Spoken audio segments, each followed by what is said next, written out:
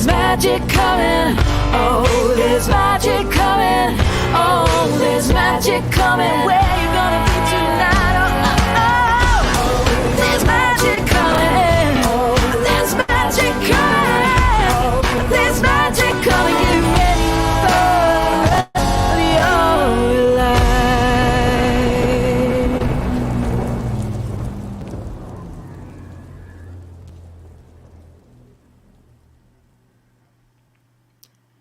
Hello and welcome to SassafrasCast. How are you feeling today?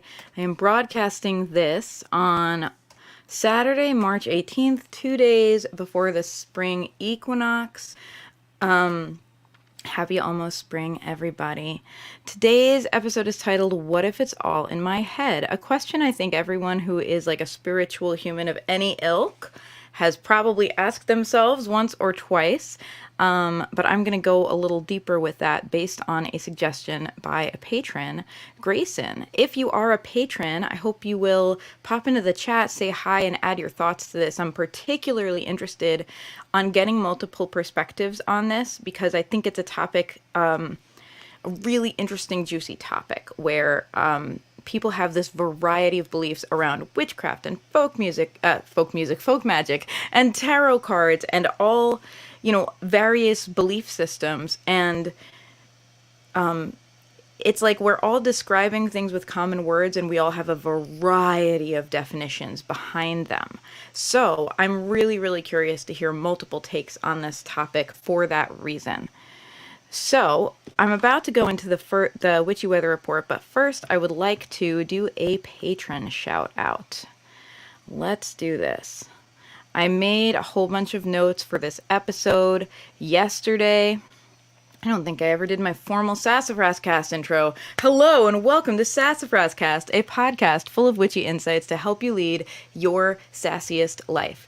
I am Rory Kelly, a tarot reader, singer-songwriter, and all-around personal growth nerd from Long Island, New York. In just a moment, we will begin the Witchy Weather Report, but first, a shout-out to my patrons. If you did not know, you can support this podcast at patreon.com/sassafrastarot for $1 a month or more. I record these episodes live, and my patrons get a private YouTube link before each one so they can tune in for the live recording, hang out in the chat, ask questions, and get them answered, as well as get their own ideas and takes into the episodes in real time. Often, I find that, there's some really valuable stuff being said in the chat, and I really am grateful that my patrons are there because it brings up things that wouldn't have otherwise made it into the episode. It's really cool. Patrons also get access to my Discord server where we talk about all things witchy and wonderful, and a shout out in every episode. Here we go.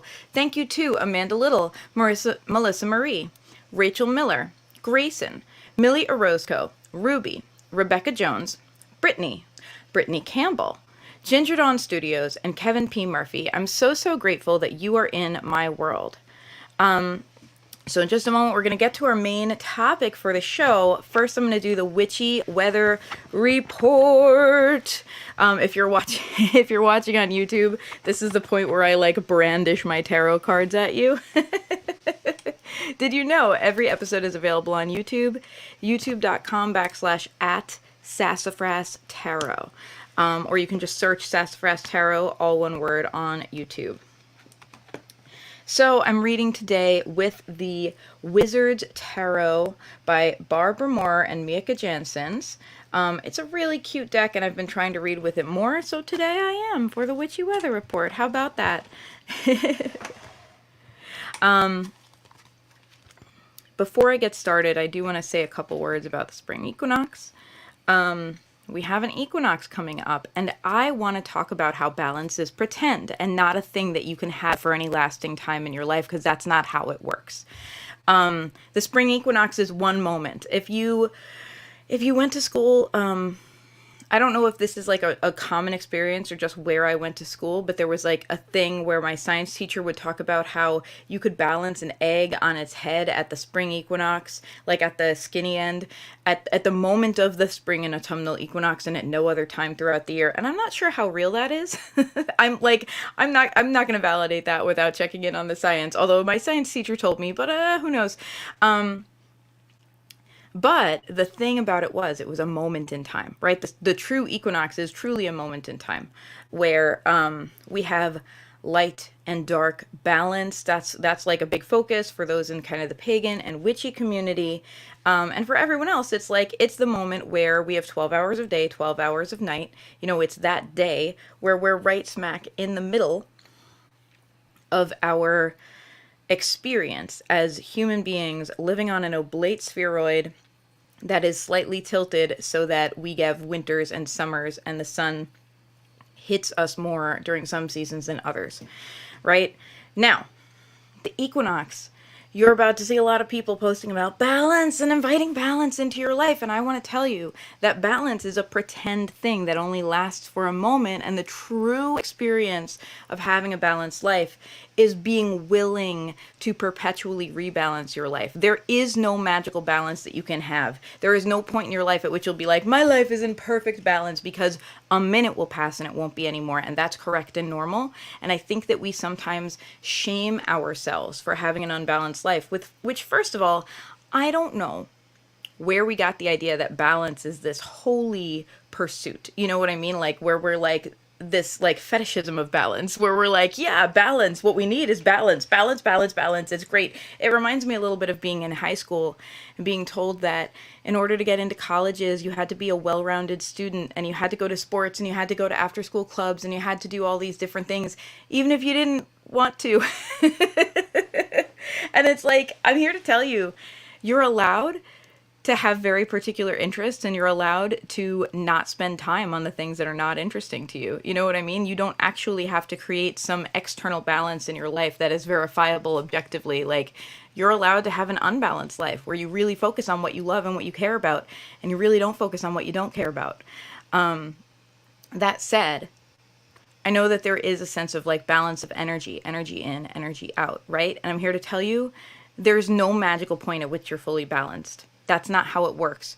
We give and we receive. And if you've been ever in a deep relationship with someone, whether it's a friendship or a family member or a lover, giving and receiving, isn't something that you keep score on. You're not always equal. There are times where one party makes a big sacrifice for the other, sometimes deeply willingly. Sometimes one party is like, guess what? I'm doing this for you. Shut up. Let me do it for you.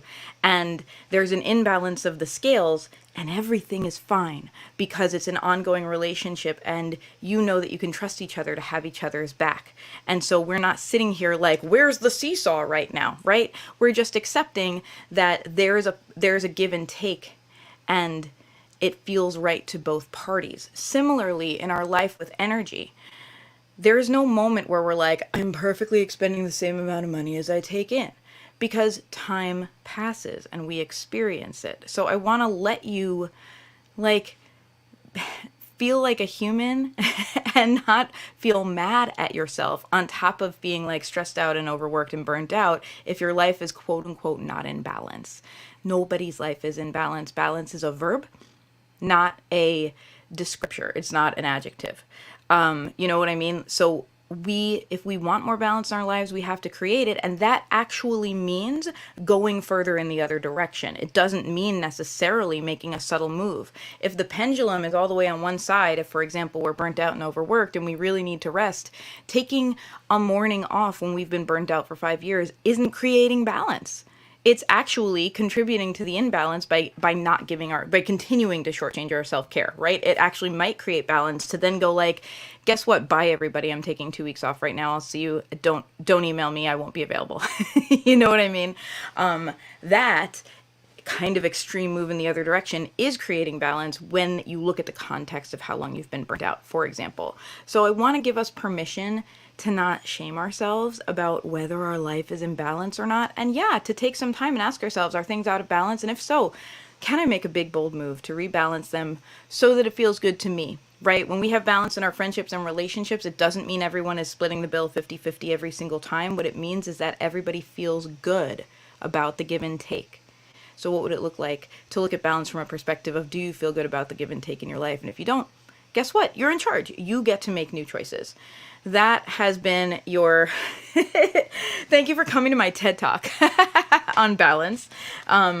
now I will get to the witchy weather report. If you're listening to this at a time other than the time around it was broadcasted, I do actually happen to believe that, like, there is a lot of talk, there's a lot of spiritual bypassing around the term balance at every time of year. But yes, it is particularly relevant during the equinox when it comes up and people talk about it. I would like to pull a card for you now. My intention when I pull this card, good morning, Brittany, and hello, Grayson. I see a couple people tuned in on the YouTube, so I want to say hello to my patrons who are tuned in. Thank you very much, Brittany. Thank you for taking my TED Talk on balance. I give it frequently. I'm going to pull a card for you, and my intention when I pull this card for everyone is that wherever it finds you, whether you're listening to this live, whether you are listening to it later when it airs on Spotify, or whether you listen to it 2 years later because you discovered my podcast and you're going down a rabbit hole, if so, thank you, that it have some meaning for you in the moment that it finds you. Hey, Daniel. So let's do it. Let's get those good shuffling noises together, shall we? This is the Wizard's Tower. I am having trouble with my words today, and it's just, the podcast is just going to go out like this, because sometimes people have trouble with their words, and it's human, and I'm not spending hours editing it. I'm sorry. This is the Wizard's Tarot by Barbara Moore, with artwork by Mika Janssens. Let me tell you, your card of the day is the Six of Wands. Let's talk about the Six of Wands, and let's talk about the Six of Wands in this deck in particular, because this deck has its own spin on the Six of Wands that has a tinge of violence to it. I'm just going to say it. So we have the Six of Wands. The Six of Wands is a victory card. The Six of Wands is about receiving the attention and accolades that you deserve for what you have done for people, for the people around you, for what you're putting out. People are picking up what you're putting down with the Six of Wands. In fact, sometimes it's uncomfortable. Sometimes the Six of Wands indicates that we're receiving praise and accolades and acceptance and appreciation that may trigger imposter syndrome in us, that might make us go like, do we deserve this? Yes, you do. Like, calm down. I want to tell you that the people around you are a mirror. And if you are receiving accolades that you're not sure if you deserve, yes, you deserve them. And if you're receiving gaslighting and unkindness, then what they're mirroring to you is your lack of boundaries. They're not mirroring to you that you deserve that you deserve those things. They're mirroring your lack of boundaries, and that's an opportunity for you to shore up those boundaries. In this case, with the Six of Wands, we do have people applauding us and appreciating us. And often, that brings up a lot of feelings for us that are not as positive as we'd expect. Often we have the big moment and we're like, oh God, I didn't really earn this. I don't really deserve this. Or if they really knew me, they'd hate me. Like those kind of feelings, fears of visibility, fears of humiliation. Yes, I'm talking about my own deep personal psychology, but I know I'm not the only person. Now here in the Six of Wands, we actually have this wizard with a demon's head captured in like a wizard globe in the square. Like, obviously this wizard has like slain an enemy, and so that's a little bit violent, right? But it's also important because when we talk about victory, we like the word victory. Like, we like the word victory of like, yes, I am victorious, but it implies that someone else is not victorious, right? It implies that we won and someone else lost. Now in this case, it frames it as we have triumphed against the forces of evil. It's big and it's not big in our society today. I think that we have a little bit of a blasé feeling about public discourse and politics and showing up to be on the right side of history. And there's so much noise around it that it becomes difficult, I think, for us to distill in our minds into how we really feel in our consciousness and our consciences. And we feel shamed for having strong moral stances, I think. And I'm going to say this on all sides of the aisle, but I'm also going to say that I obviously have my own strong moral stances, largely like that everyone deserves respect and kindness and to have their basic needs met. And if you're not in favor of that, I don't want to talk to you. However, we have this kind of public discourse around like, well, let's not talk politics because it's not respectful. And the problem is when we can't talk politics, a friend of mine recently brought this up, that right now there are several bills in the US that literally, some of them have passed, some of them are in the process of passing, that literally outlaw being a transgender person, that literally require transgender people to detransition and not quote unquote cross-dress in public, or face legal charges. And this is, like, to talk about this is considered political, right? For me to say, for me to bring this up is considered me bringing up politics, and that's bad because other people may not agree with me. But I'm here to tell you that I know a lot of trans people who have attempted suicide in their youth because they were fearful that no one would ever accept them the way they are. And now that's coming true for them. You know what I mean? And now there are people who can't just up and leave their state because not everyone has the money to do that or the means, especially if they're under 18. And yet are now in a state that literally doesn't allow them legally to exist as the person they are. And that's not, for me to talk about that is a matter of my deepest moral compass, to show up for people deserving to just be treated with humanity and get their basic needs met. And yet, in the public discourse, it's considered impolite to talk about politics, right? And we label that politics and put it aside when really we know it affects people's lives, right? So we have this like weird relationship in society with politics. The reason I bring this up with this card, the Six of Wands, is that in order for us to triumph over evil, in order for us to have good experiences where we feel whole and we feel accepted for who we are, we have to acknowledge that there are forces fighting against that. I'm going to talk a little bit more about this and how it has seeped into our subconscious in the main episode. But TLDR,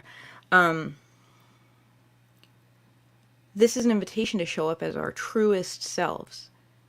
Because if we receive accolades and appreciation and attention for towing the line and allowing the status quo to continue unchallenged, that probably is not going to feel good for us. That's probably going to give us more imposter syndrome, more feelings of if they only knew.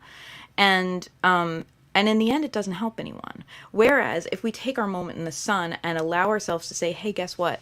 I'm going to use this moment to say that we need to show up for each other. I'm going to use this moment to speak out on something that is dear and dear to my heart, and be on the right side of history and use whatever privilege I have in this instant to create positive change. Then we have an opportunity to not just, not sit in our imposter syndrome, but to truly make a difference in the world. So I want to ask you, as you have moments where you realize that you are in a position of power, even if for 10 seconds, right?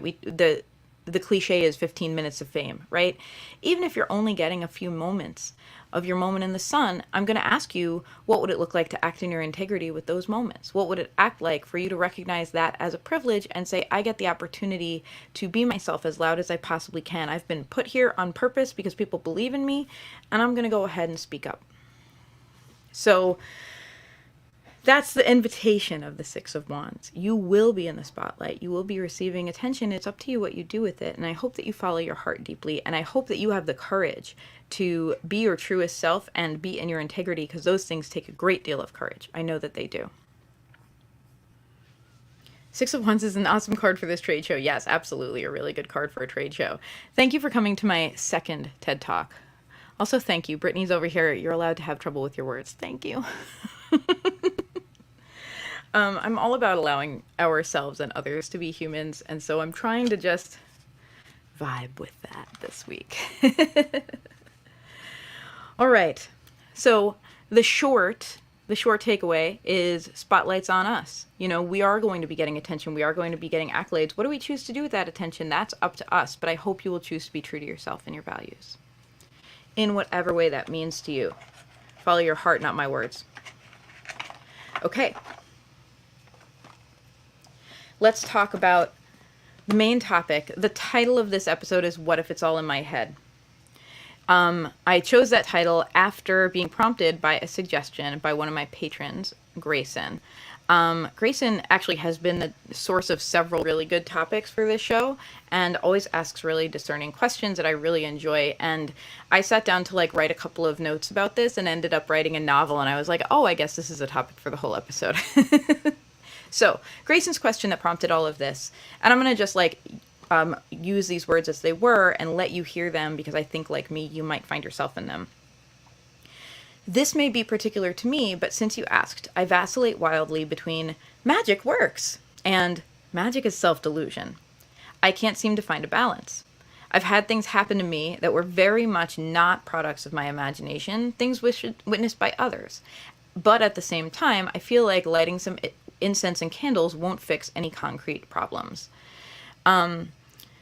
This really lit me up because I think I've shared on this podcast that a lot of my beliefs are fairly agnostic. I too don't have a strong sense of like what is true around this topic. I choose to use belief as a tool, and I choose to get into this because I see benefits to myself and others, and I don't put a lot on it. And for as far as like, I don't require a lot of belief from myself or from others. You know what I mean? Well, I sat down to make a few notes about it, and I round up writing kind of a novel that now is going to be our show. But here's what I've come to, the long and the short of it.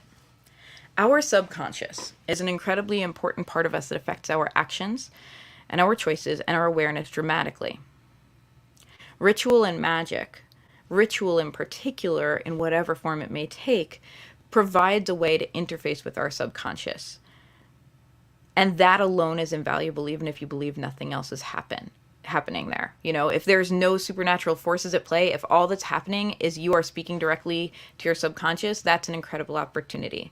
If it's more than that, bonus. So that's kind of my short form take on it. I also want to share, I love this. Brittany says, I also have the same problem in question, and thank you, Grayson. Yeah, I actually think that this is a more common question. Like Grayson framed it like, is this just me? I don't think it's just you, Grayson. I think it's everybody. Not everybody. That's a little bit oversimplifying, but you know what I mean? I think that it's a common thing of like, do I believe this? And is this changing my life, or am I an idiot? You know what I mean?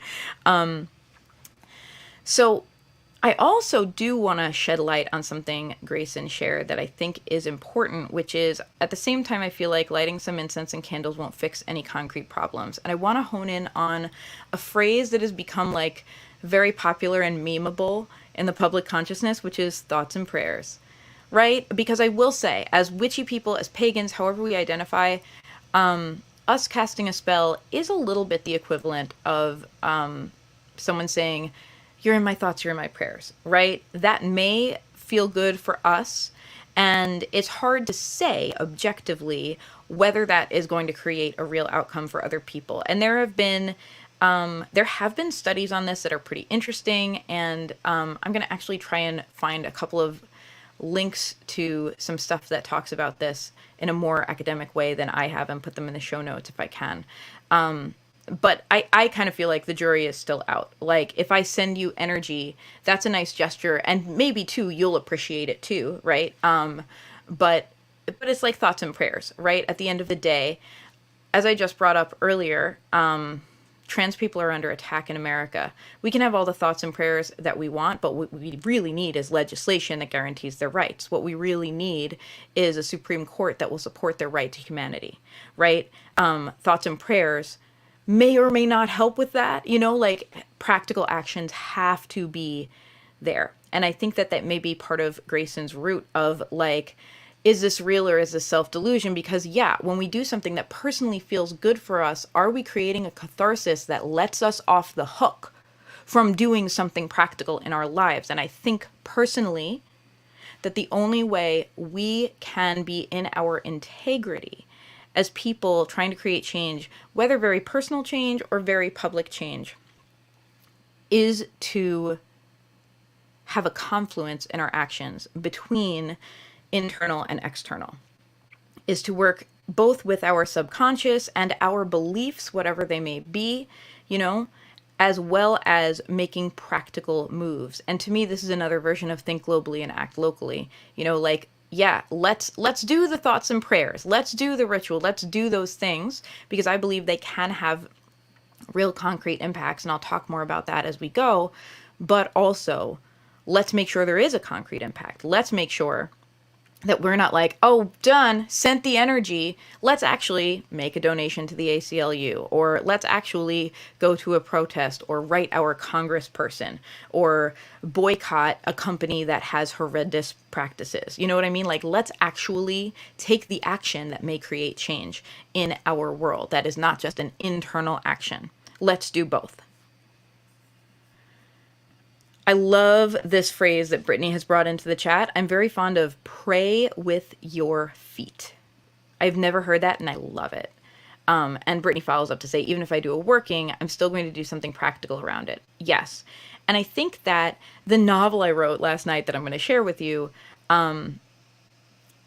really centers around the fact that for me, when I tell my subconscious something is possible, it influences my actions in the practical. So whether or not there is something truly supernatural or godly or whatever happening, if my subconscious believes that change is possible in my life, then I consciously see opportunities to create change in my life. And if my subconscious believes no change is possible, then my conscious mind literally doesn't see them. I literally am blocked from seeing those opportunities because thanks confirmation bias, it works on all of us, right? So my belief is that these two things are meant to work hand in hand, that we should be working on our beliefs as well as working on creating change in our external world, whether it's a problem that's deeply personal or whether it is a problem that is a grander scale. So, I have a pet peeve when I tell people I'm a tarot reader. Variety of interesting responses, as you might imagine. My biggest pet peeve, and one that comes up all the time, is I tell people I'm a tarot reader and people say, do you believe in that stuff? Now, if I'm like really feeling like a pedantic jerk, if they're like, do you believe in tarot cards? I'm like, do I believe in tarot cards? They're right here. I also believe in my shirt. You know what I mean? Like, they're right in front of me. And I'll say that deliberately to kind of let them know, like, they asked a question that is very nonspecific. Do you believe in all of that stuff? What is all of that stuff? Right? And when we have a deeper conversation, what's interesting is usually people ask that question a little bit as an interrogation, like, oh, do you really believe in that? You know? And then when I question them and say, do I believe in what? It's interesting to see that they quickly get very defensive, you know, and they're like, you know what I mean. And I'm like, I really don't, because you're being very vague. And I have studied this topic deeply and people have a wide variety of beliefs about it. And I'm asking you what you're asking me if I believe, you know what I mean? And often they can't say. But commonly what I hear people say is, like I said, a variety of things. That you can see the future, that spirits are in the cards guiding you, that God is guiding you when you have the cards, that you can connect to people from the other side. Some people believe there are demons guiding the hands of tarot cards, and some people believe that working with tarot cards is just like working with a Ouija board, and have a series of beliefs around that. And in other words, it's very messy very quickly, right? Like, many tarot readers I know believe that they are nothing more than a psychological tool. Also, many tarot readers I have come into contact with believe that they are like downloading some kind of divine information. Still more believe that it's a tool for accessing their own psychic ability. And like, I'm not really here to contest any of these beliefs. I'm here to say, like, kind of, you get to choose your own adventure. And I also find that people bring to my table their own beliefs, sometimes in a way that I'm not comfortable with. I will sometimes have people sit down at my table and say, can you contact my dead grandmother? And I really respect you and your relationship with your dead grandmother, and I'm not a medium. And I'm not 100% sure if I would want to pursue that or if I believe in it. And so when someone sits at my table and they're probably asking because they're grieving, and my heart goes out to them because I want to show up for them, and at the same time I'm like, I can't be dishonest with you, that's just not what I do. You know what I mean? I think it's important for us to talk about, when we say, do you believe in that stuff, to realize what a wide variety of things we are talking about.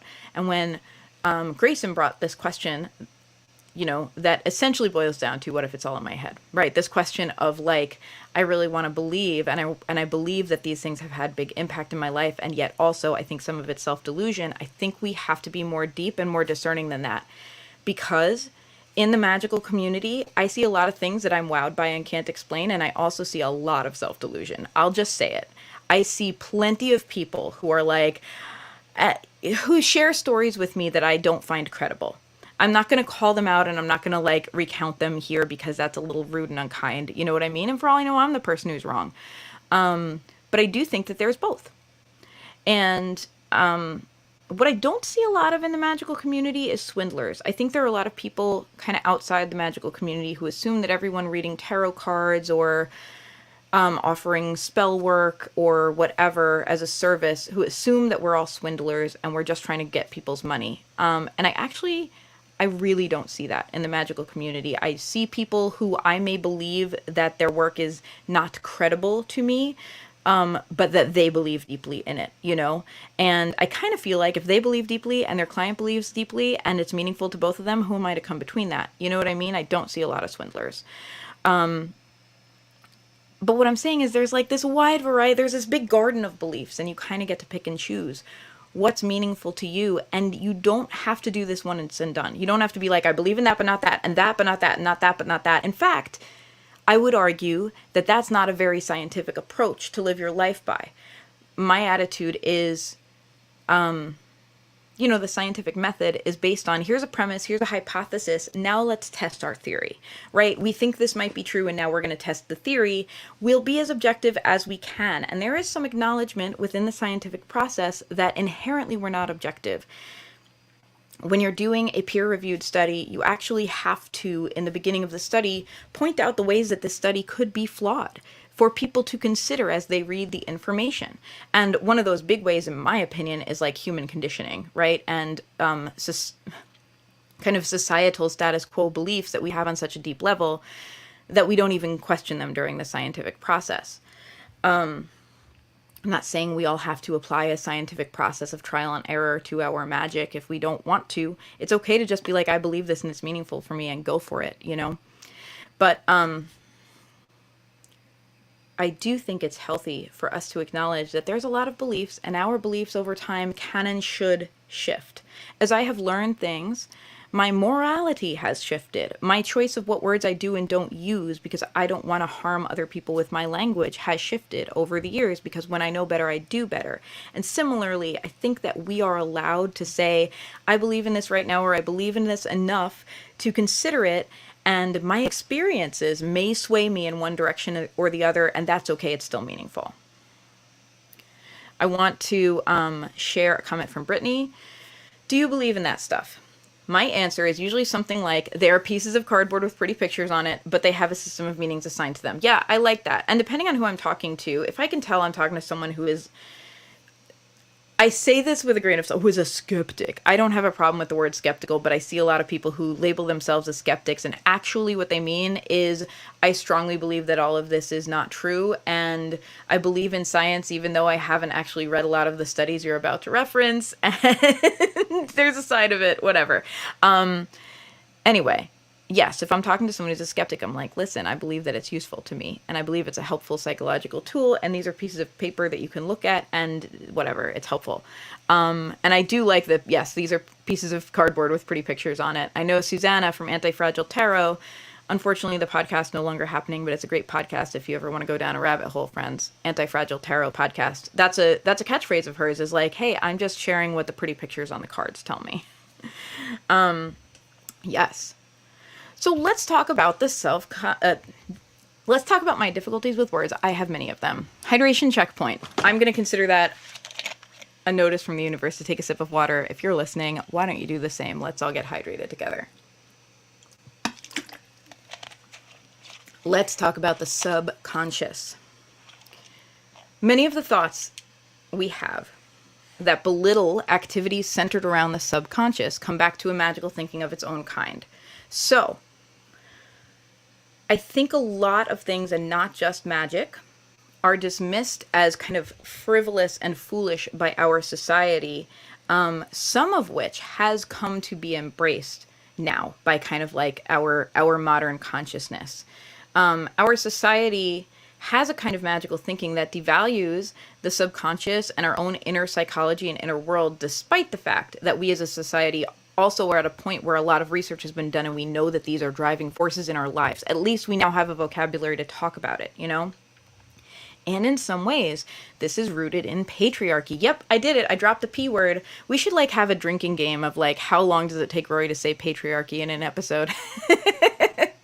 And when I say this, it's because our society kind of associates that which is unseen with like feminine frivolities. Like, do you believe in this silly stuff? And I will say, as a tarot reader, a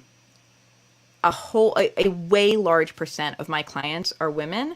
And when someone who is male comes to my table and wants a reading, I can see that often, not always, that often there's a certain amount of posturing that has to take place before they allow themselves to sit at my table. And even if I can tell they really want a reading, you know, they have to say like, oh, well, my wife said you were really good, so I guess I have to see. Or, you know, I don't know if I believe in any of this stuff, but I just want to like see what it's like.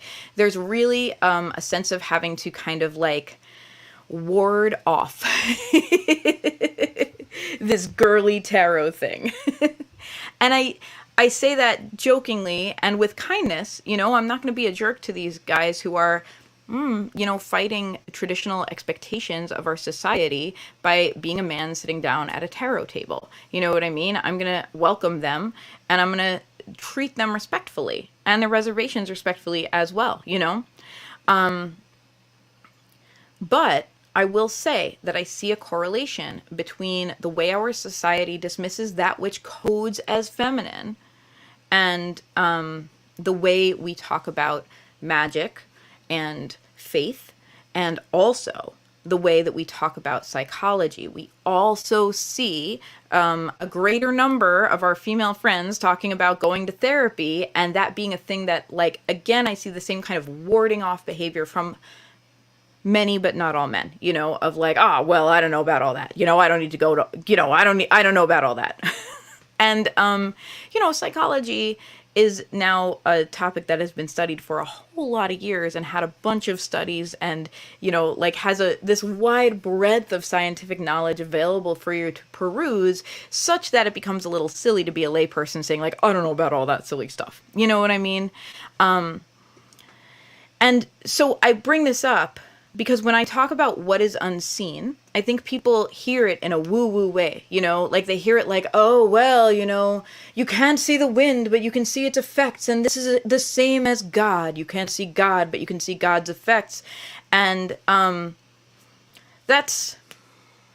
not even talking about that kind of a leap of faith. I'm talking about what is unseen as far as like our inner thoughts, our traumas, our limiting beliefs, our subconscious feelings that we don't have conscious awareness of, that we either have repressed or just like don't have access to as conscious people, that actually play a huge role in the external persona that we bring to the world.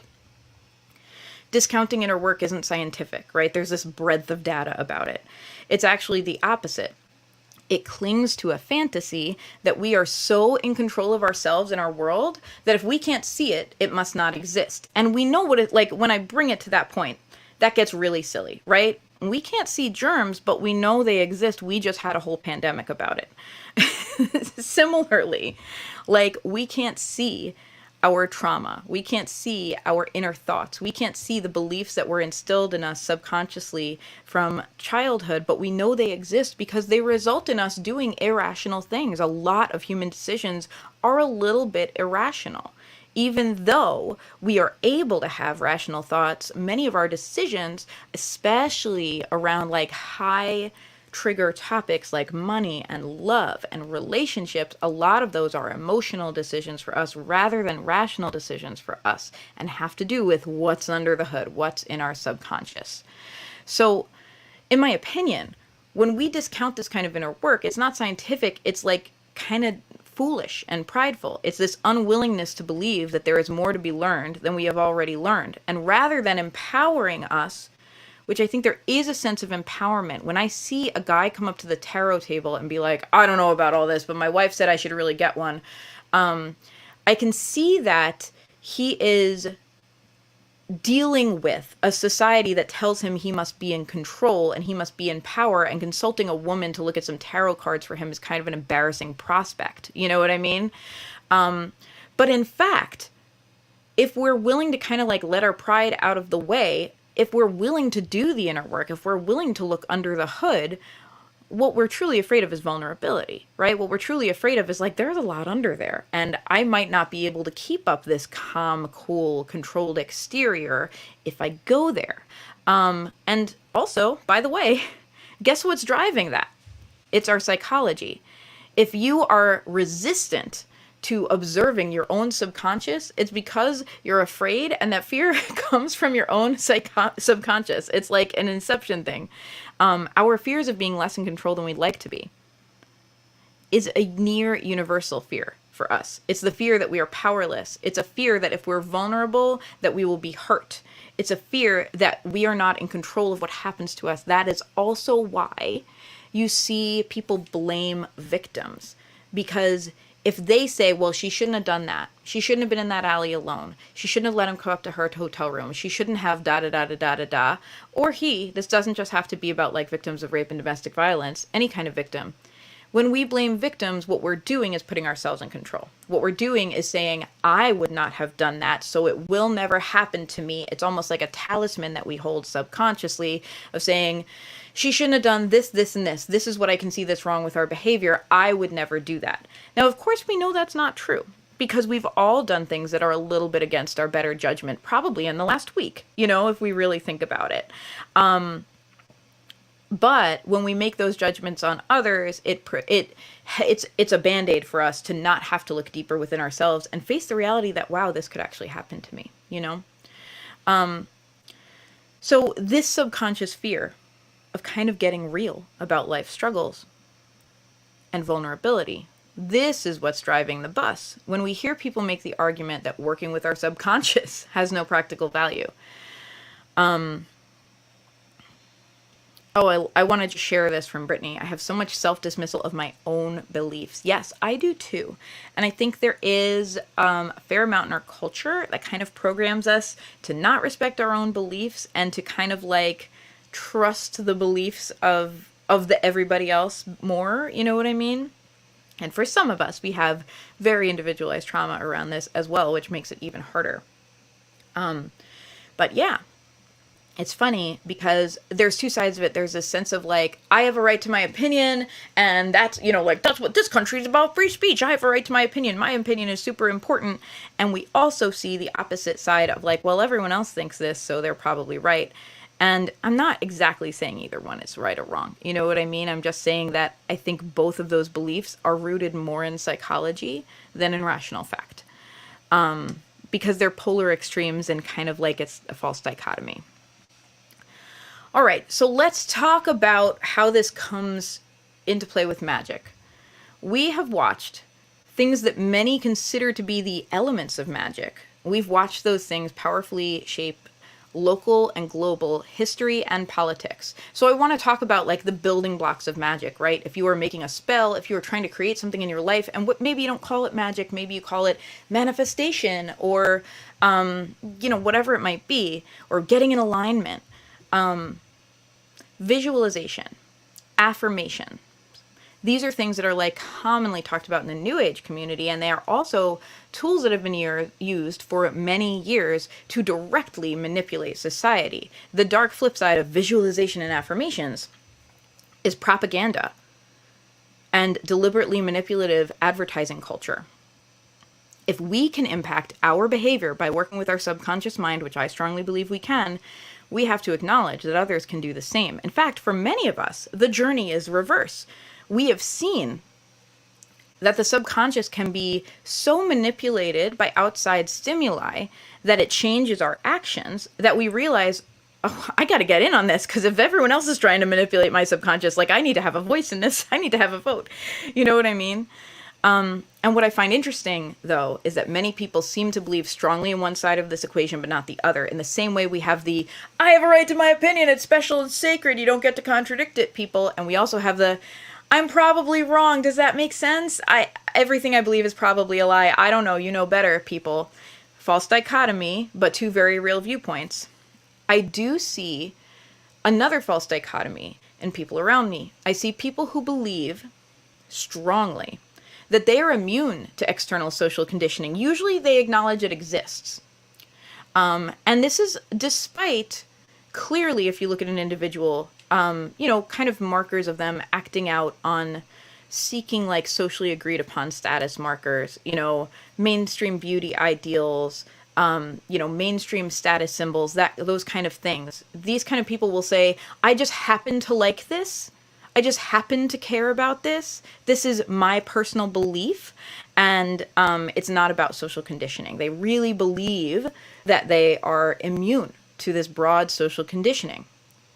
And they may also have this feeling of like, I'm this rugged individualist, and visualizations, affirmations, the other side may be a part of this.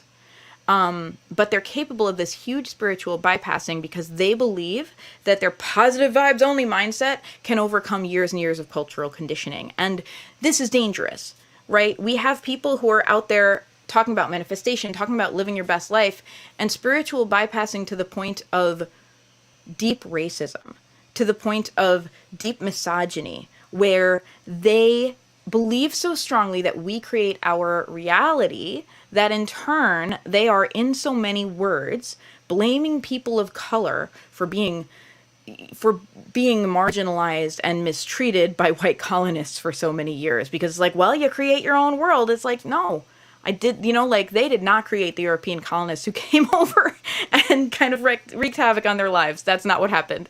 Free will is a thing.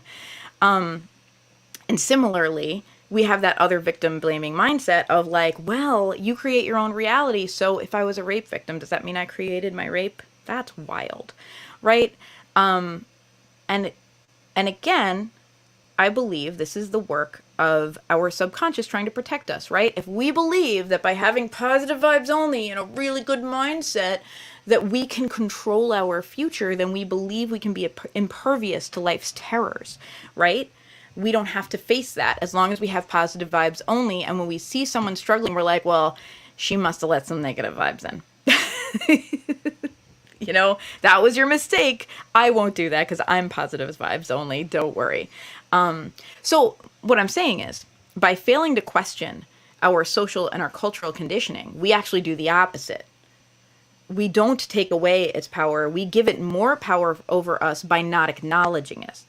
Conditioning works by manipulating the subconscious mind, and there is nothing more powerful than manipulating your mind into thinking that thing that could harm me, no, I'm fine, it can't harm me because I have positive vibes. There's nothing more powerful than the thing that literally can harm you, convincing you that it's harmless and you're more powerful than it, so that it can live rent-free, so that you don't have or develop any defenses against it because you're like, no, I'm fine, positive vibes, I'm good. Right? And then it can do its insidious growth thing because it's flown under the radar of your conscious mind. When we repress our vulnerability, our actual ability to be influenced by other people and influenced by propaganda and influenced by imagery and things that we hear all the time, we actually allow it to continue to affect us unchecked because we push it into our subconscious. We're no longer consciously checking it out. We're like, nope, I don't buy that. Positive vibes only. And any resistance that we feel to that idea is pushed into our subconscious. And now it gets to just hang out in our subconscious and make adjustments to our behavior as it desires, thoroughly unnoticed. It's more free than ever to show up in our subconscious and alter our behavior, our beliefs, our fears, and ideas.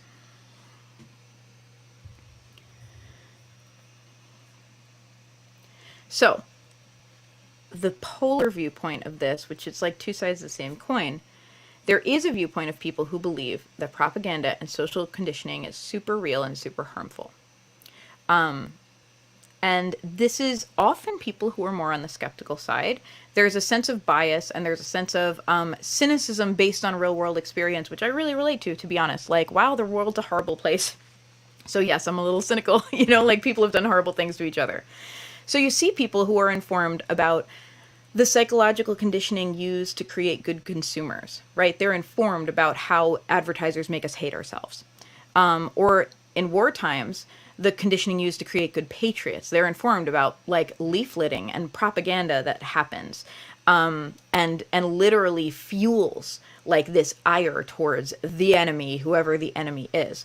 And they will often point out that these two types of propaganda both rely on playing on psychological fears by shaming and othering anyone who does not agree with the status quo belief, who does not take the status quo action that they're supposed to take, right?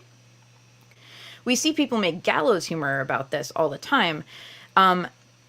And the same people often turn around and discount things like affirmations and ritual and a kind of broadly everything crunchy as like, this is nonsense, this is magical thinking, it's not real. And to me, this falls into a common intellectual fallacy where we devalue positivity and inflate negativity and pretend that our negative worldview is realistic and objective, right? If we can influence our subconscious for the worse, then it stands to reason we can influence it for the better. If our behavior can be modified by throwing ideas and images and thoughts repeatedly at our subconscious, then in theory, us doing that to ourselves with ritual and affirmation should also work, as well as we agree that like propaganda and harmful advertising culture works. And yet we have people who are really kind of cynically convinced that one is true, the crappy one is true, the one where, ad culture attacks us and makes us vulnerable and good consumers is true, but the good one is false. The thing where we can influence our own subconscious is false. It's actually very disempowering, but it comes from a different kind of self-protection where it's like, if you don't have hopes, then your hopes can't be let down. If you already believe that you can't have an impact, if you believe you're at the mercy of the crappy, crappy world, then you can't be disappointed when you do try to change something if you fail. It's not reasonable to believe that all of the evidence we've been shown, which is plentiful, that negative conditioning has huge social and psychological impacts. It's not reasonable to accept that as real and then reject the evidence that positive conditioning can also have huge social and psychological impacts. There are studies that show the negative effects of psychologically driven ad campaigns and of propaganda and of, adverse childhood experiences, the way that we're raised, as well as studies that show that prayer and meditation can have very positive impacts on measurable medical outcomes. So when we look at scientific peer-reviewed studies and we choose only to believe the ones that reaffirm our existing worldview, the term for that is confirmation bias. And that's what unites these two sides, right? When you believe in one but not the other, it's a little silly.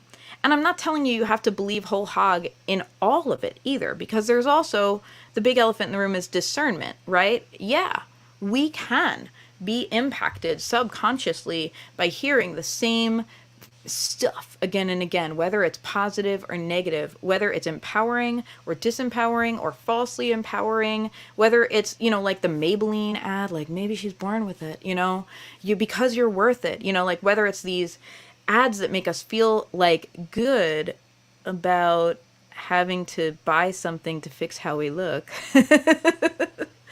or whether it's like a positive affirmation that helps us get through a scary presentation, right? Both are true, and also, we have powerful, discerning, conscious minds that are capable of examining rationally these type of things when they're brought into the light, right? And that's actually really key. When we look at subconscious programming, if we say we're immune to it, we're deliberately not bringing it out into the light to examine. But if we say, yeah, you know what, I probably have some internalized racism or whatever, I better take a look at that. When we take a look at it, we are able to examine it. We are able to say, well, actually, I guess this is a belief I have that's not really rooted in fact. And I can now change my behavior now that I've noticed, oops, I've just been a victim of social programming. I don't have to perpetuate it, right? We have the ability with our conscious mind to kind of unravel these statements and say, is this reasonable or not? And it's powerful to do that. And we shouldn't cut ourselves off from that ability. So I've talked a lot more about science and psychology than magic here.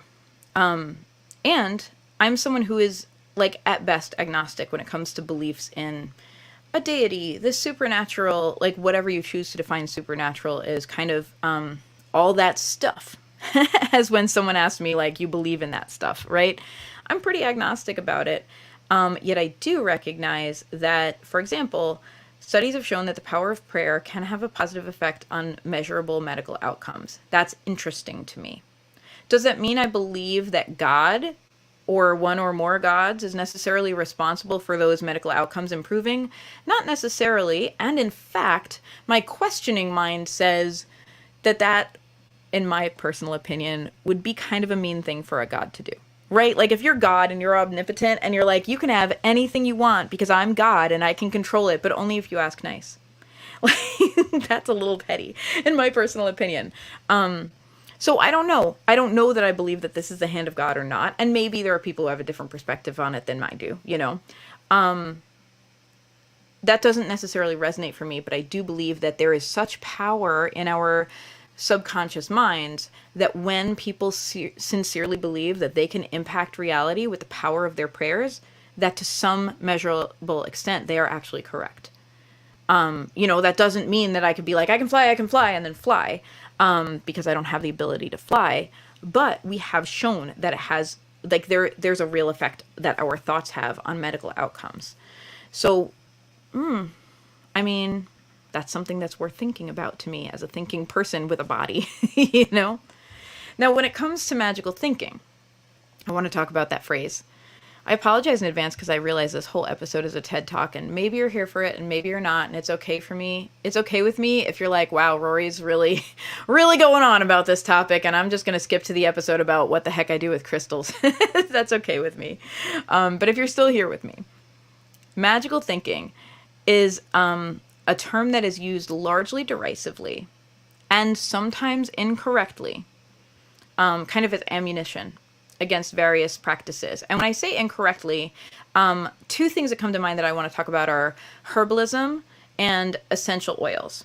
Essential oils in particular, there's currently a lot of multi-level marketing companies, or several main player multi-level marketing companies, selling essential oils in a snake oil kind of way, kind of like these oils are a cure for everything and you could drink them and they're so pure and they're, what's the phrase that they use? They're therapeutic grade. By the way, the term therapeutic grade is not in any way evaluated by the FDA, and it's a made up marketing term, and there is literally no criteria that goes into determining something as therapeutic grade other than someone writing it on a bottle.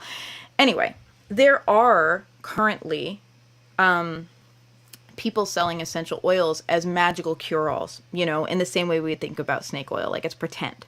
However, also very real is that there have been scientific studies validating the use of essential oils as protocols for treatment of certain conditions. Lavender has been studied quite a lot. Peppermint oil has been studied quite a lot, and clove oil have all been studied quite a lot, and actually have practical medical uses, either the oils themselves or their main constituents. And like, this is like not me just like speaking out of my ass. This is not me like, I'm not one of those people who's like, yeah, this is science. If you really look at the science of it, like, you could go look it up. Please Google it, because I'm someone who is interested in essential oils and aromatherapy and did that, and spent some time learning about what's real and what's not real. And it is real that essential oils are like basically potent forms of plants, right? Like we take the major constituents that show up in a plant and we get the very potent constituents that remain when we make it into an essential oil. So they have effects on our body. This is actually what scientific medicine study looks like, is looking at plants and looking at different materials to see if there are things we can isolate, chemicals that we can isolate that will create a desired effect. Aspirin, which is a commonly used medicine that like we all kind of agree is a thing that really works, I believe like is associated with willow bark, like the same stuff that's in aspirin. We have some evidence that like people years and years and years ago, before we had modern science, would chew willow bark to like ease their pain. So that's interesting. You know what I mean? But my point being, everything's a chemical, and also everything comes naturally because we don't have access to things that aren't naturally occurring in our, you know, like on our planet, right? Like if we make something, that means that like we could put together the natural things in such a way that it creates this third thing, you know? Essential oils do have some real scientifically proven benefits, specific ones, right? We can't broadly say essential oils cure everything, but we can say, well, we've looked at, it's really true that, for example, thyme oil has antifungal properties that is useful against, I'm trying to think of the exact thing, Candida yeast, is useful against the biofilm that is Candida and can actually break through it in a resistant yeast infection. Like, that's really interesting to know. And that's scientifically, like, that's not something that someone just said. Like, that's actually been scientifically studied. You know what I mean? So we have people who are like, essential oils, like, it's all bullshit, it's all crap, it's all nonsense. And actually, some of it is verifiably not nonsense. And also true, there is a lot of nonsense being spewed, right? Like, I don't want to say, oh, the truth is somewhere in the middle, because that's also a reductive viewpoint. What I want to say is it's not magical thinking to actually look at things that have been scientifically verified as having an impact on our human body and exploring them. It is magical thinking to read something that someone who is trying to sell you a bunch of expensive essential oils wrote about how it basically will cure every single thing wrong with your body forever and ever, and also make you lose weight and also make you look younger. And like, you know, that part of it is magical thinking. And in the same way, like we have studied, you know, different constituents that like really help us in skincare, right? Like lotion and stuff that like actually moisturizes our body, and vitamin E and retinol and things that actually help us. And also there are people making snake oil claims that basically if you put this on your face every day, you're going to look 15 years old for the rest of your life. Right? Both things are true. There is magical thinking out there and there is science out there. And so when I say that the term magical thinking is often used incorrectly, I mean it.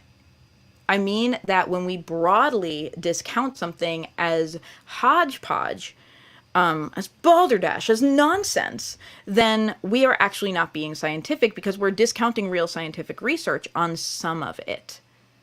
The scientific process specifically rests upon the premise that there can be facts and truth different than our current understanding with more specificity. And when we seek them out through a process of trial and error, we can learn what is actually true versus what is actually an assumption. So gathering information as we go and then testing it and continuing to do that and evolving our sense of truth literally is the scientific process. Saying that's all bogus is not the scientific process. That's our subconscious protecting us from hearing something we don't want to hear about. Let's bring this around to magic. Do I believe when I light a candle and request that the energy of the elements does something for me, let it bring me money, whatever, do I believe that elemental forces are hearing and enacting my request? Honestly, it depends on the day for me. It depends on the day, it depends on my mood, it depends on how I'm approaching it. I will say beliefs are not facts, right? So I don't need to have scientific proof that that is happening for it to be a meaningful exercise for me, and for me to be like, yeah, it could be, could happen, right? For me to believe it could be possible. And I do find that when I undertake these type of magical behaviors, which I do, I absolutely light candles and ask them to bring me money. When I undertake these kind of behaviors with kind of like a good faith attitude and kind of be like, well, it could help, I'm going to give it a try, that they often do help. And the more I can convince my subconscious of whatever new belief I'm working on, the more powerful the outcome is. So I talk about money magic because as a freelancer, I have spent a lot of time doing prosperity magic. Unlike people who have a day job where like you just get paid every week or every 2 weeks, I really kind of, in both all the good ways and all the bad guys, in all the bad ways, I'm in charge of how much I make, right? My effort has a lot to do, but not everything to do with what comes in money-wise. There's also an element of luck. There's also an element of what's out there, and there's like a thousand shades of gray in between, right? Where I can influence but not control it. I've spent a great deal of time doing prosperity magic for this reason. I've also spent a great deal of time working on my own self-limiting beliefs around money from a purely psychological point of view, because the last thing I want is to be in my own way when it comes to earning a living and providing for myself and my family. I want to not be self-sabotaging, and I know I am psychologically aware enough to know that it's a possibility. So one could argue that all of my prosperity magic, every time I light a candle about it, that it's just me taking another psychological tactic, right?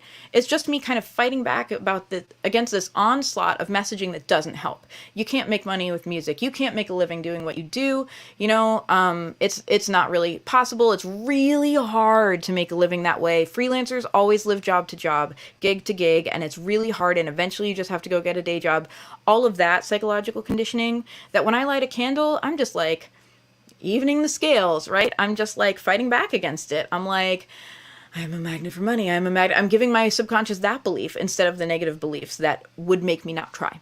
You know, we can argue that it's just psychological. And if so, yeah, you know, like I deserve to have those scales altered because all of those limiting beliefs are not helping me. Social norms and positions in authority may have instilled in me beliefs like I can't make a living with my art, but every time I light a candle and say, help me make a good living with my art, I'm like deliberately take shots fired. I'm taking aim at that negative belief and I'm like, here's the one I choose instead. And I'm taking advantage of the exact same psychological principle. I'm throwing some weight on the side of believing in myself instead of believing against myself. And at some point, if it's a numbers game, and we recognize that there is a lot of power that confirmation bias has on our daily actions. If I'm actively working to dismantle a belief that sucks for me, and I'm also actively working to create a belief that helps me, then eventually I'm gonna see results in line with those efforts, and we can argue that that's just a psychological effect, right? That it's just like, okay, I have worked enough with my own psychology that I'm finally able to get out of my own way and I'm able to grow as I focus on this, right? If it's purely psychological, I gotta tell you, cool. I'm not upset. I'm aware that believing I can't make enough money is gonna lead me to self-sabotage, and I'll be probably right? If I believe I can't make enough money, I probably won't be able to figure out how to. And I can say this with confidence because I've witnessed it repeatedly. I am also aware that when I am faced with a situation so compelling that it forces me to rethink a belief, that it has been life-changing and that my actions have changed and that my life has changed dramatically. For example, if the belief is, and I'm sticking with my own personal experience because it's the experience I know, if the belief is no one will ever pay you for making music, that's a thing I've heard a lot of people say, including, interestingly, musicians. If that's the belief, no one will ever pay you for making music. And then I make a new friend. Let's say my new friend is Johnny. And he tells me, I actually make my living making music. And I'm like, how do you do that? I didn't think you could do that. And he's like, well, you know what? This bar pays me, whatever, $300 on a Friday night to play songs for 3 hours. And if you have 3 hours of songs that you can play and you're good, then, talk to Jeff behind the bar and you might be able to get a gig there too. If Johnny says all of that to me, then suddenly the belief, no one will pay you for making music, is directly contradicted, right? Like psychologically, I'm like, wait a minute, I had a strong belief, but I'm presented with evidence right now that it can't be true. Because if no one will pay you for making music, then this guy Johnny is lying to me about his gig, and I don't think he is. Although, I will say as a musician, I have had people who literally thought I was lying to them when I tell them I make my living as a musician. So it's amazing, like, what subconscious programming can do. That I've met people who actually want to pursue art and literally don't believe me when I tell them that music is paying my bills. And that's a shame to me, because if they suspended their disbelief just enough to be like, could you tell me more about how you do that? Could you help me figure this out? Then I could help them instead of us having an argument because they're literally like, well, I don't believe you. Like, I can't work with that. And I don't know, like, what do you want me to show you my taxes? That's a little much, you know? Anyway, my point being, for me, when my beliefs are challenged, my subconscious beliefs that have sunk in are challenged, like, at the very least, it's compelling enough for me to check it out, right? If I meet this guy and he's like, I do make a living with music and I just got paid this amount of money to play at this bar, I could at least be like, well, maybe I'll call the bar and check it out, you know? Like, I don't immediately switch to the opposing polar belief. I'm not like, yes, I guess I can now be a full-time musician and everything is fine, but I might say, well, maybe I was wrong. Maybe it is possible. Let me make a phone call, right? Like, that changes my behavior. So, what else can be possible? Now I've had a belief challenged and my behavior changed because someone made a simple comment and suggestion to me. What else is possible if I continue to challenge beliefs that don't help me in my subconscious? Wondering about this changes my behavior further because I become curious. I'm like, what else don't I know? What else did I think I knew that it turns out maybe there's a better truth? Wow. You know what I mean? Then I become curious and then I begin to improve my life in a variety of small ways because I'm like, wait a minute. I always believed this was true and it wasn't. What else that I always believed isn't true? So that's kind of a practical, non-magical example of how a belief can be changed. Now, what if instead I light a candle and I say, help me figure this out, universe. I don't know how to make a living with my art and I want to. Send me a teacher. Send me someone or send me the information or just send me help to work on this problem. Help me understand. You know what I mean? If I kind of frame it that way. During that ritual, I'm already working on my subconscious. I'm committing to be open to help. I'm committing to say my beliefs are flexible enough that I'm willing to have them changed and I need help with it. I'm asking for help, right? And in so doing, by just asking it, I'm suggesting to my subconscious that help is available to me. During the next few weeks, if I care at all about my ritual that I just did, I'm keeping my eyes open. I'm looking for the help that I asked for. And that week, when a friend mentions in passing that they're listening to a podcast and I go look it up and it's a podcast that literally is the topic that I'm struggling with, is it because the universe went out and found that podcast for me to answer my question? Or is it because I was keeping my eyes open and I was dedicated enough to kind of look in different nook and crannies to find the answer to my deeply held question? I don't know. Do I care? Because I still got the podcast. You know what I mean? Like I was asking for a teacher and I got the teacher. Do I care if that happened because the universe brought it to me or because I planted the suggestion in my mind that it was possible and then went out and looked for it? No, because the end result is good enough for me.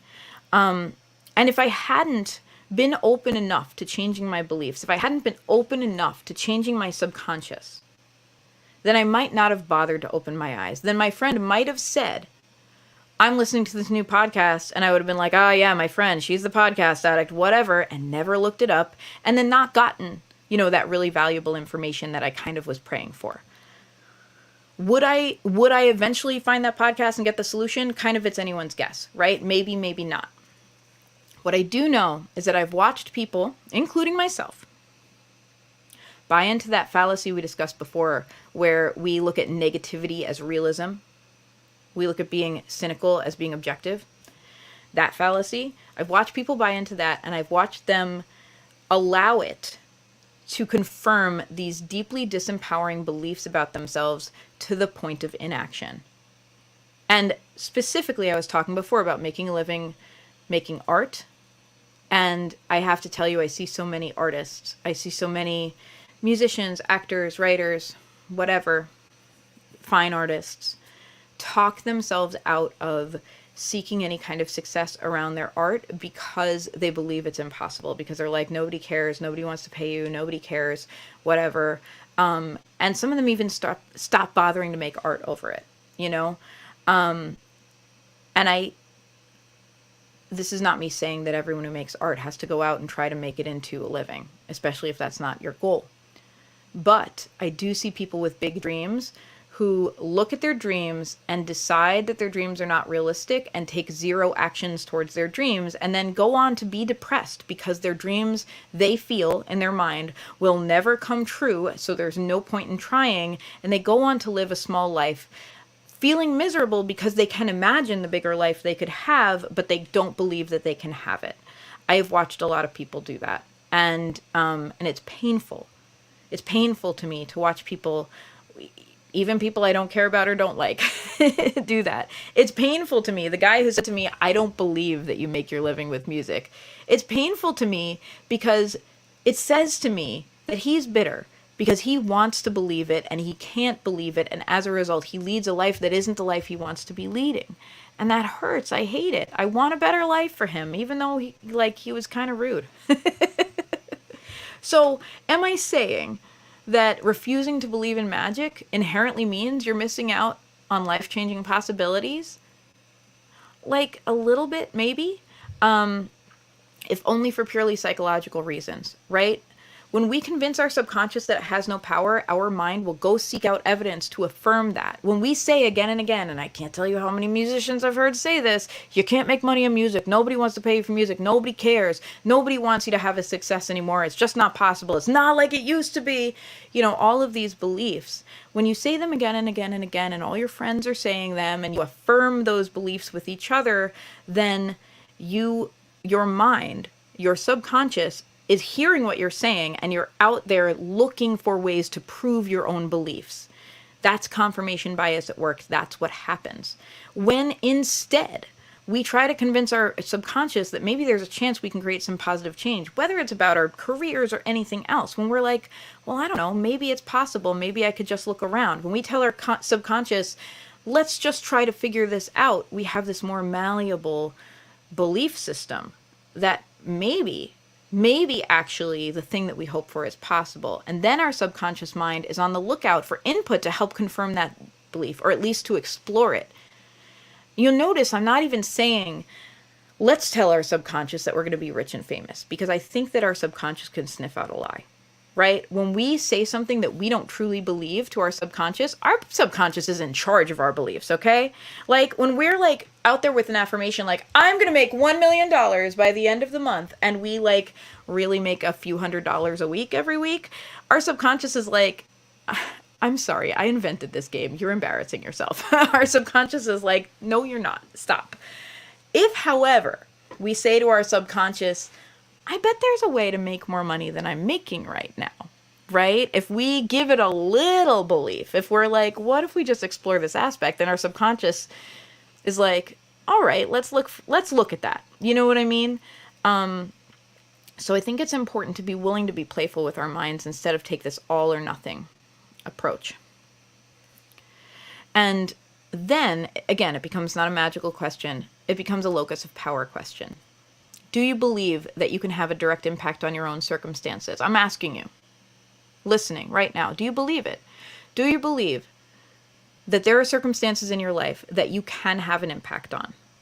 Notice that I am not saying that you're in control of, because I'm not talking about absolute control. But I want to ask you, do you think there are areas that you do have absolute control in your life? And do you think there are areas where you are absolutely not in control, that you have zero control in your life? And what percentage of your life do you think is in between those two, where maybe you have some control? Because in my opinion and my personal experience, that's the sweet spot. Having this very black and white belief of, yes, I have absolute power, I am a manifesting queen, I get whatever I want, our subconscious can sniff out a lie, and I don't think it buys it. Having an absolute belief of, I am at the universe's mercy, unfortunately, I think our subconscious will look for evidence of that and find it. I think both actually disempower us, but having a belief that maybe I can have some impact, that placing our locus of power as kind of a malleable, a question mark, I think that's powerful. Do you believe that your thoughts, your ideas, your feelings, your subconscious mind can dramatically affect an impact that you have? If you believe that your subconscious has any power at all, if you have ever told yourself, I'm going to ace this test, and then you did and you don't know how you did it because you didn't study. If you have ever said to yourself, oh God, I'm not going to be on time for work, and then been super late, and it's not because you left late, it's just because you like knew something would happen and then something happened, right? Then on some level you're like, I did it to myself. Have you ever done that? Have you ever like gone in and been like, it's my fault it's raining because I took a vacation day, you know, and you're mostly joking, but a small part of you is like, see, it always rains on my vacation days. If so, then you have at least a kernel of belief that your subconscious can affect yourself and you know, the world outside you. And if you believe it has any conscious power at all, which I would argue that modern psychology has made it very clear it does, then I think it's worth looking at ways to interact with it. So that brings me around to magic. One of the ways to interact with our folk magic. Again, having trouble with my words today. One of the ways to interact with our subconscious is folk magic. Ritual. Let's further distill it to ritual. Because I think ritual is something that is present in a lot of different belief systems and a lot of non-belief systems, by the way. Ritual, apart from belief, can have a dramatic effect on us. If we daily make a habit of doing something, then we kind of program ourselves into the fact that we're going to do it, and we actually feel anxious if we don't do it all the time. That's our subconscious. That's our subconscious going like, this is how it's supposed to be. Why is it not like this? I got to do it. Ritual has a profound effect on us. And when we have rituals that we connect to our beliefs, that is magical thinking. And also it has a powerful effect. If every day we say that we're going to spend a few minutes on our affirmations, and we're going to choose affirmations really thoughtfully that directly impact our lives. And if we say to ourselves, you know, there's some evidence around this, affirmations could work. Most people who do that, most people who like do a test with that, find that it helps. Find that there's some surprising results as well as some results that they are not surprised by. Repeated ideas in any form help. And this is not making a case for you like doing folk magic or doing affirmations or doing any practice. It kind of turns you off if you're like, yeah, I don't want to do affirmations. I just don't want to. I'm just not that interested. Then don't do them. You know, like I don't want you to form a belief that you have to do something you don't feel like to get results. That's a crappy belief. I don't like it. But if you're listening to this podcast, probably there's a part of you that's at least interested or curious about like some kind of like witchy magical practice, right? Maybe it's affirmations, maybe it's lighting a candle, and maybe it's a form of prayer. You know, if you're interested or curious, it might help. You know, like maybe we take that attitude with it. If you can create change within your subconscious, ritual's a great way to do it. Giving your subconscious this idea of like every day at this time of day, we light a candle and we dim the lights and we go into this space and we work on our beliefs. If we tell our subconscious that every single day, it's going to start to get with the program. It's going to be like, okay, we're working on our beliefs. The candle's lit. Here we go. You know what I mean? If we give our subconscious those kind of seeds, it will grow them. That's what our subconscious does. You know, it's acting behind the scenes. A lot, I don't remember the exact thing, but there's like a quote that where, you know, using only a small percentage of our brain power at any given moment in our consciousness, there's still a lot going on under the hood that we don't fully understand. Neuroscience is really fascinating and also more limited than most people are aware of. We kind of have a vague understanding that like, oh, this part of your brain kind of lights up when you work on this thing. And that's kind of it. There's a lot that we don't understand as well. Like we're a biological computer made of meat. It's fascinating. And any way we can interact with our biological meat computer and program it with beliefs that serve us better is beneficial and worth trying out, you know? And like worth trying out if you're into it. You know, if you're like, I'm not going to light a friggin' candle and mutter, you know, an incantation that sounds dopey, then don't do it, you know? But if an affirmation helps, maybe try that, you know? Or if visualization helps, maybe try that, you know? Because repeated ideas change our minds. When we keep hearing the same idea, I forget the name of this exact principle, but it has been named. When we keep hearing the same idea again and again, repeated to us, even if our brains know it to be false, we start to believe it. That's really interesting. So if we keep repeating the same idea to ourselves and it's an empowering one, maybe even a true one that we're saying to fight back against crappy social programming, right? If the social programming is like, you're not enough, nobody likes you, and, you know, you're fat and ugly, and you have to buy this product and do this thing and put this on your to-do list in order to be a lovable human being, right? If that's the social programming belief, and we fight back against that belief by simply planting the idea every day in our minds, I'm lovable just the way I am, that's huge. That's life-changing. Do you know how much time and energy you're saving yourself by programming yourself with the idea that you're good enough just as you are? That's really powerful, and I don't know that that falls into the spectrum of being like a woo-woo activity, right? That's just, in my opinion, a good habit. Now, for many people of religious faith, prayer becomes the way to do that. For many witchy people, spells and rituals might play a role. For a general kind of open-minded public, maybe it's meditation, maybe it's repeating affirmations, maybe even the word affirmation can be a little woo-woo, you know, but like maybe like meditating on a phrase or a mantra does help us. Maybe that's an easy place to start because it doesn't really require a specific belief outside of just yourself. So I'm not really about labeling any of this as real or not real. I am labeling all of it as potentially useful. If these practices influence our own subconscious enough to create changes in our behavior and therefore our lives, then their impact is real. And that's enough for me. As for you, what if you do want to work with your subconscious, but you struggle to believe it's worth the effort? I want to ask you, because I've felt this way, and I think that's some of the roots of Grayson's question, and I think that other people have felt this way, like, yeah, I really do want to do this work, but a part of me thinks it's stupid. And I want to ask you if that part of you is your rational brain, or if that part of you is a subconscious belief that is actually disempowering you in this exact moment. Is it actually a question of your rational brain going like, well, that's stupid, it doesn't work, which I'm going to reflect that that's not a rational statement. That's stupid, it doesn't work without any actual investigation isn't using the scientific method. It's more discounting. It's more black and white thinking, right? Or is it a psychological question? Is it a struggle for you because you fear being labeled crazy or being labeled gullible or ridiculous, being ridiculed or humiliated, or perhaps you fear the negative impact if you try and find it doesn't work, and you fear that that will actually send you into a depression because you had a shot and you took it and it didn't work, and you're afraid of what will happen if you try and fail. That's something that trips me up a lot. I'm afraid of trying and failing sometimes, and I have to push myself to try because I know from experience that not trying and failing isn't any better. Nevertheless, it still psychologically affects me. So these are psychological questions. I'm not assigning value or devaluing any of these beliefs other than asking you if they're useful to you. If you're like, I'm interested in doing this, but I think it might be stupid, well, is it useful for you to ridicule yourself for having an interest? Is it a useful belief for you to shame yourself right out the gate before you even get started on something that you just said you're curious about? I don't know.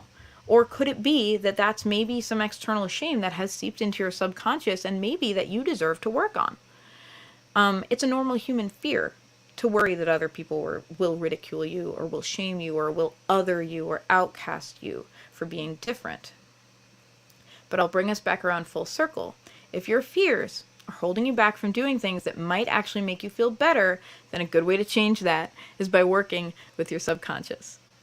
And at those times, maybe what is best is one of two approaches, either a deeply gentle approach or a deeply playful approach. A deeply gentle approach may look like saying to yourself, regardless of what is objectively true, I can see, because I'm thinking about this and stressed about it, that I need some self-care around this. What can I do to psychologically be kind to myself right now? Notice I'm not even talking about making a magical change or anything. I'm just like kindness. What can I do to be kind to myself around this? And this type of self-kindness may not look like, it may look like I'm going to do the ritual anyway because I'm excited about it. I'm going to allow myself to just be excited. That's the playful approach. Or it may look like something like, wow, I'm actually more stressed about this than I realize. Like, here I am having an interest and I'm questioning it and labeling myself foolish for even considering it in so many words. Maybe I need to just take a walk. Maybe you could just give yourself a gift of being kind to yourself around a topic that you're struggling with. Maybe you could just take a bath or a shower or a long walk. And I suggest those activities because all of them kind of shift things around in our consciousness, putting ourselves in our physical bodies, allowing our consciousness to shift a little bit. And by the time we get done with it, we may feel differently. We may feel better. We may see things a little differently. A lot of people I've talked to have had the experience of having a breakthrough idea around a topic come to them while they're in the shower, or while they're taking a walk, or while they're walking their dog, or while they're folding their laundry. These times when we're just kind of like in physical motion doing a basic self-care activity, sometimes our brain figures it out for us and figures out what the next steps are. That's what a gentle approach can look like, is just showing up for ourselves in the most basic of ways. A playful approach may look like us saying, well, I have no idea if this will work, and it actually might be stupid, but it also, I think, would feel cool to just light a candle and say some crap. So let's try it. You know what I mean? Like, that's a playful approach.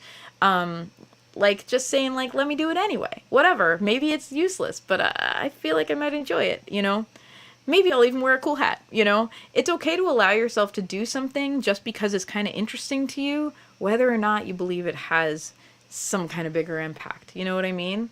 A lot of growth and change can come from having an attitude of like, it might be cool to try this, even if it's silly. And low-key, my entire spirituality has come out of that phrase. Let's go to which you got this. This is the portion of the podcast where I make a suggestion to you of one thing you can take away from this episode and try for yourself. So if you, like me, are a little bit skeptical, a little bit agnostic, a little bit unsure of what's real and what's not real around your beliefs, but interested, right? I'm going to suggest you try this practice. Keep a synchronicity journal. You could keep it in a physical notebook. You could keep it on your phone. I have mine on my phone because I always have my phone with me. I don't always have a notebook and pen with me. And maybe just write down when something happens that strikes you as an interesting synchronicity. And I say synchronicity because I think that's a word that doesn't have a lot of charge behind it. It can be spiritual for people, or it can just be an interesting coincidence for people. You could even call it a coincidence journal if you want, you know, and just write down like what happens and what it means to you. And if you do some kind of practice that feels a little bit meaningful, like, and ritualistic, and you're hoping to work on your subconscious, maybe write that down. Like, okay, today I said my affirmations, blah, blah, blah, blah, blah, blah, blah. And then later in the day, if you're like, that's funny, I just did these affirmations this morning and then I had this conversation and I don't think it would have gone the way it had if I hadn't said those affirmations, you can write it down in your synchronicity journal. And you can think about it. This is just for you. You're not required to like buy in and be a brand ambassador for affirmations working. You're allowed to be skeptical, and you're also not required to be smart and cynical and play it cool. This is your journal. You could say whatever you want. You could be like, wow, this is incredible. And the next sentence could be like, but it's probably stupid, and that's okay because it's your journal. Like all you're doing is kind of like in real time playing with these ideas. So I've kept a synchronicity journal on and off for years, and it's always been inspired by, as Grayson mentioned in their question earlier, things that have happened that I don't have an explanation for. Me going like, wow, I had this dream, and then I got this piece of news that literally had to do with the dream, and that's really weird, you know, that kind of thing.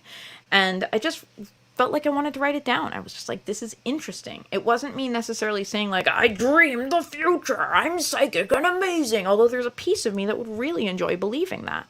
But it's interesting to me. I'm like, I'm intrigued. Let me explore it. Let me keep a synchronicity journal. And it has enhanced my spiritual practice, and not just my spiritual practice, but kind of my life and my psychology, to be like, oh, what if I just watch out for stuff that's interesting like this? It's a joyful pursuit. It's very playful. It doesn't, because there's no like outcome that I associate with it other than just kind of watching it, you know, and writing it down. And then an opportunity to reflect on what it means to me. And, you know, it has, over the years, it has influenced my beliefs and my behavior, and it has made me go deeper with certain things because it's made me more curious. So try this at home. Keep a synchronicity journal. Write down your synchronicities. Write down your coincidences. See what happens. You're not under any obligation to prove anything to anyone. And if you find yourself trying to, be aware that the person you're trying to prove something to is yourself.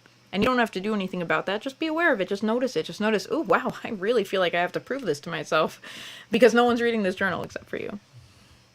So it's an interesting way to explore yourself. Where can you find me? I want to thank you for spending your time with me today. This was a long one. This was a long and somewhat rambling podcast. So thank you if you're still here with me. If you like this podcast, please rate it and review it anywhere you listen to podcasts. And if you could take a moment to share it with someone who might be interested, I would be very grateful. If you would like to support this podcast financially and unlock exclusive benefits, you can do so at patreon.com/SassafrasTarot for $1 a month or more. Patrons get access to things like extra content, personalized card pulls, a witchy Discord community, and more. And if you have a question, idea, or suggestion, I just made a whole show about one. You can email me anytime at sassafrastarot@gmail.com. By the way, Sassafras Tarot is spelled SassafrasTarot. I chose two very difficult words to spell and put them together and made it my brand. That's me. You can follow me on social media at Sassafras Tarot on Facebook, Instagram, Twitch, YouTube, Twitter, and TikTok. And if you would like to order a reading, I do have readings available currently. You can do so at etsy.com/shop/Sassafras Tarot. As always, I'm going to take you out with a song, and this song is called Saltwater. This is a song I wrote about kind of the mystery. I deliberately didn't put a lot on this song of trying to make a point or have a certain belief. I just wrote it about the feeling of exploring what is magical to me. And it is not released, although I do hope to release the studio version later this year. But if you like it, please search for me wherever you listen to music. My name is Rory Kelly, RORIE. Kelly. You can also visit my website, rorykelly.com, or find me on your favorite social media site, and find some of my released music if you dig it.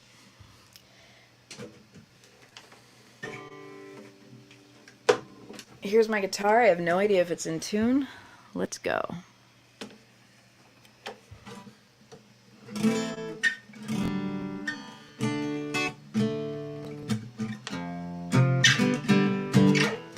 Pretty good.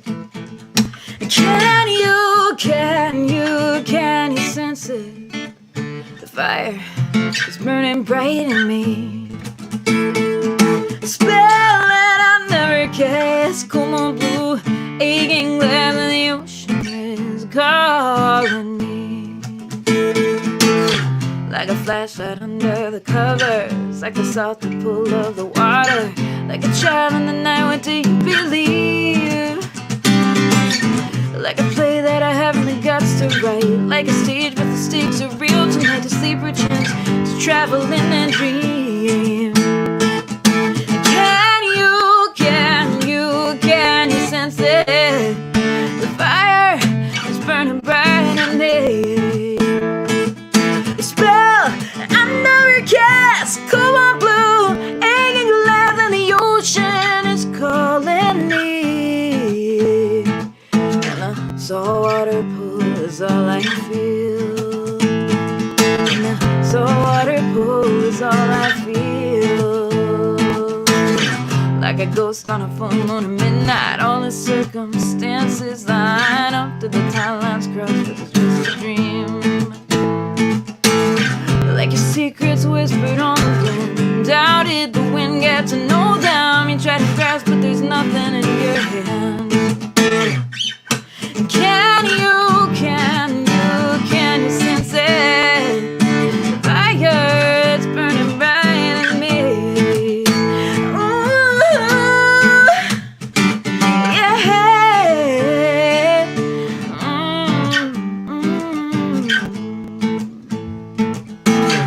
Like a locket full of promise, like the grass was put out of focus, like a shadow skin, like a mystery. Like your secrets whispered on the wind. How did the wind get to know them? You try to grasp, but there's nothing in your head. Can you sense it? The fire is burning bright in me. A spell that I never cast. Come on, blue,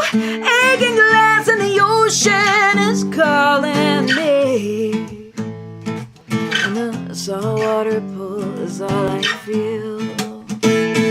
And the saltwater pull is all I feel. And the saltwater pull is all I feel. Oh, yeah. And the saltwater pull is all I feel.